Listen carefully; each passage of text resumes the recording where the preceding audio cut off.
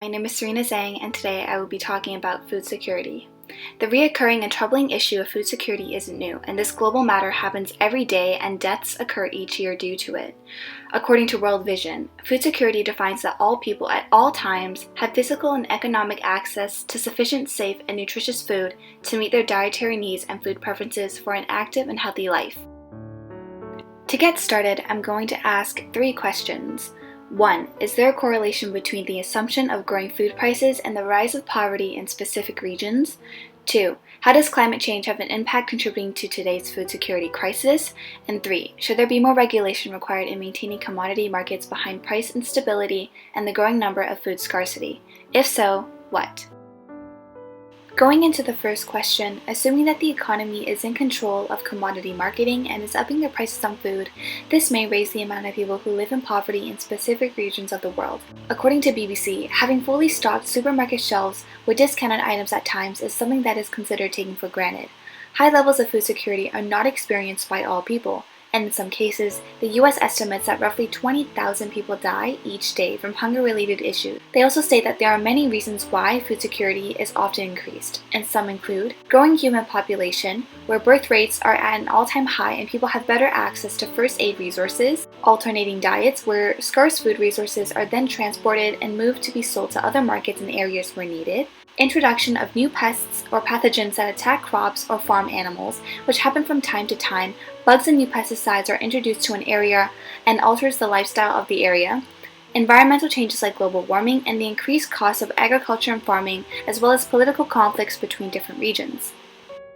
Moving on, we have climate change.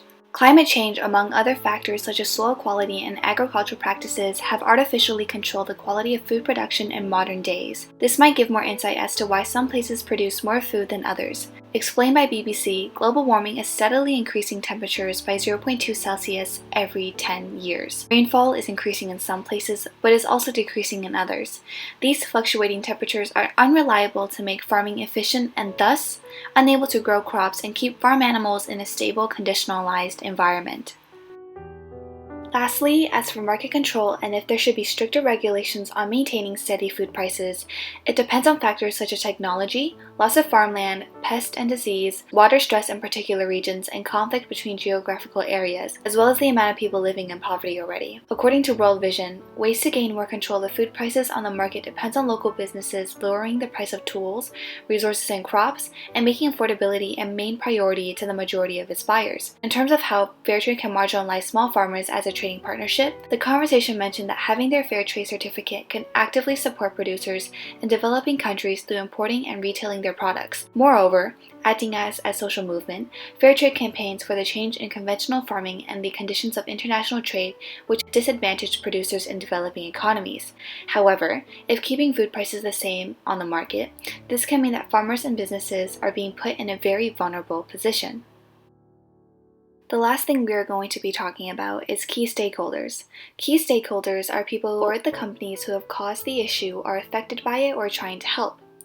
In this situation, we have farmers and productions, market distributors, as well as NGOs and private corporations.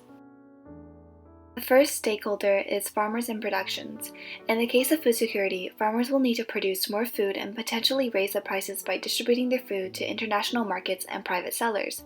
If food security becomes an issue for people around the world, farmers can experience a fluctuating market and it might be difficult for them to export goods to distributors in big market sectors because of the price might be too high for the poor regions to purchase. The second stakeholder are market distributors.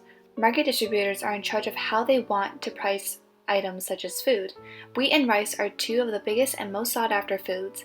In terms of growing food prices, wheat went up by 130% and rice went up by 75%. This issue and the sudden rise in prices caused riots in over 30 countries, according to BBC. Furthermore, in 2016, over 400 people were arrested in Venezuela after rioting over food shortages.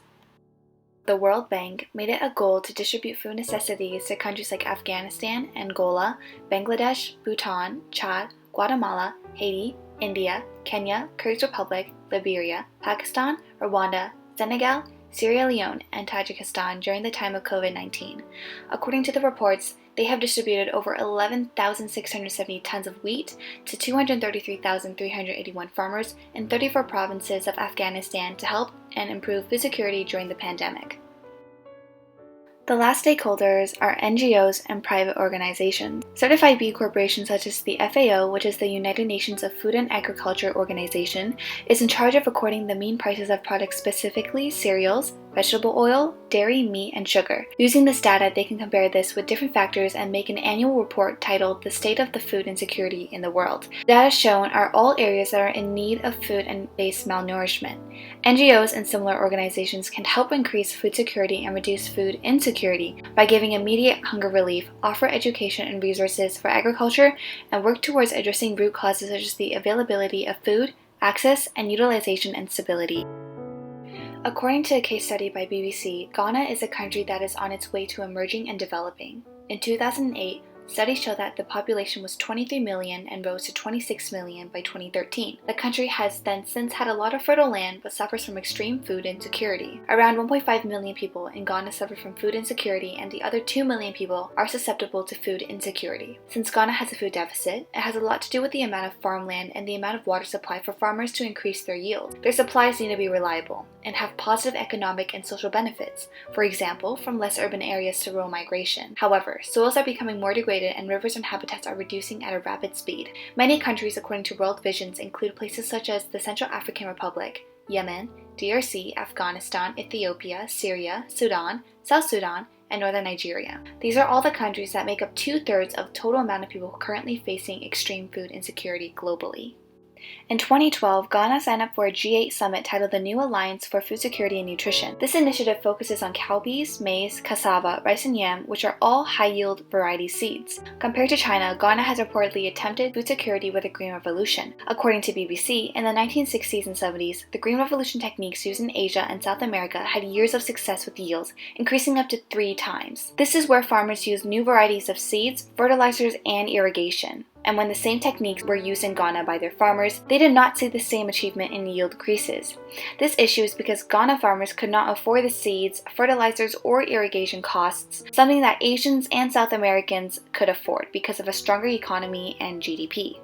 China, on the other hand, is a more culturally, socially, and economically developed country, which has a lot more money and food to supply for their population. According to China Macroeconomy, China has claimed 10% of the world's arable land. Some are high-quality reserve land, specifically suitable for farming and also industrial and real estate purposes. Furthermore, China's rice output rose to 3.9% in 2020 compared to the previous years despite summer floods. Geographical location also matters. Since Ghana is very close to the equator, crops might not be able to bear the heat. Compared to China, farmland is everywhere, meaning that there's a lot more geographical space, so if one farmland is ruined, they can resort to other lush farmlands in close provinces. This has served China benefits and allowed them to produce massive amounts of high-quality food, leading them to live a higher quality life than the people of Ghana. Especially in the case of climate change happening, the loss of farmland is highly probable, and especially in the rising popularity of biofuel market, it might take up valuable farmland which will not be used for food. This can create a gap in the market, and other rival farmers or organizations will make more profit, resulting in putting farmers' crops and food and resources to waste.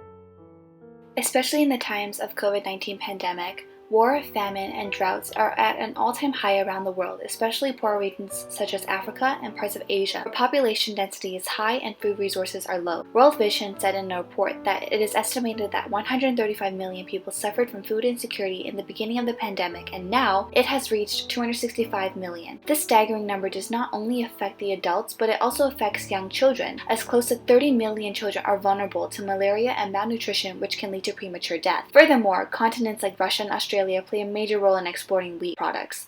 If the chances of droughts happen because of climate change, they will provide less food globally and increase the chance of rising food prices, which ultimately leaves the poor even more vulnerable. Another example of how conflict between countries can affect food security is if there is an internal conflict at war. This forces farmers to go back to their land or fight in the conflict. In situations like these, enemies can cut off food supplies in order to gain control and use food as a weapon. And food shortages can also be destroyed by violence and riots. South Sudan has faced food insecurity, and this impacted 4 million people because of the Darfur area conflict, which has caused disagreements over grazing and land rights.